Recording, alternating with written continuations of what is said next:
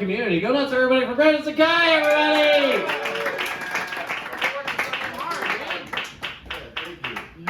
I just had to pee, so let's make these 5 count. I bought a lot of drinks.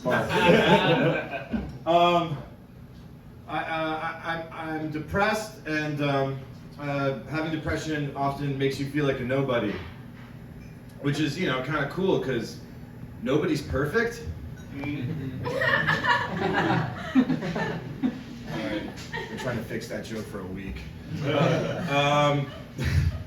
So I feel like we're not cultured enough as a society, you know, like, you know, I'm watching like MLB playoffs, and people are like telling me that like there's upheaval and unrest in the world today, and I'm like absolutely like completely surprised, you know. But I think more of us should be going to the theater. We should be more cultured, you know. And we don't go to a lot of theater. Theater companies are doing a lot of stunt casting to try and get more butts and seats, you know, and it's not really working. I've heard of the black lady version of Hamlet, which is pretty cool, but most of the buzz I hear about it is mostly like protesting, and protesting art is dumb because it's just promoting it. And most of the people who protest art don't really understand art. They're like, this isn't smart and thought-provoking, it's just making me think about it and take action.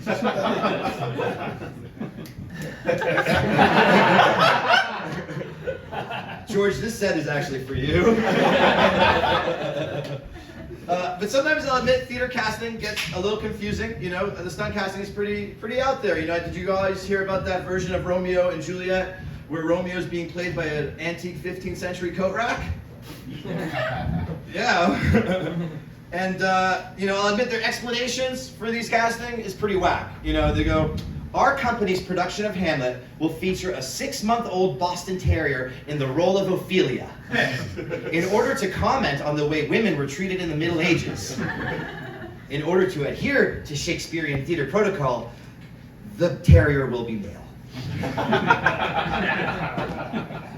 The only way stunt casting would really work for me, or like, you know, really work for most people, like the people who are like the 19,000 people who are willing to go to a sporting event and not the theater, is if you like really like stunt it up. Like I would love to see Romeo and Juliet with the 1998 New York Knicks as the entire cast, featuring Patrick Ewing as Mercutio.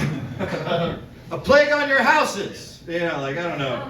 But Joe Sixpack still probably wouldn't go, you know. You'd tell him like, hey man, want to go see a production of Death of a Salesman with casted entirely by the 2011 Miami Heat?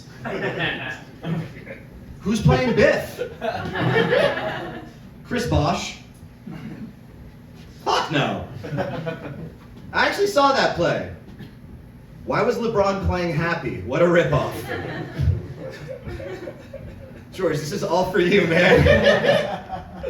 I mean, wouldn't it stand to reason, too, that, you know, Michael Jordan, one of the most competitive people in the world ever, if he put his mind to it, and challenged, rightly so, would not make one fucking hell of a Macbeth? Like, that dude would put in the time and the effort, you know, Meisner method, Stella Adler, immersion, you know, like all that stuff. Dude, Michael Jordan would take it personally anytime anyone ever mentions Denzel Washington again, all right? All right? Like, like, seriously, if Michael Jordan would put in the hours and the effort to be the Michael Jordan of acting, which is impressive, until you remember the Michael Jordan of baseball. Guys, thank you so much.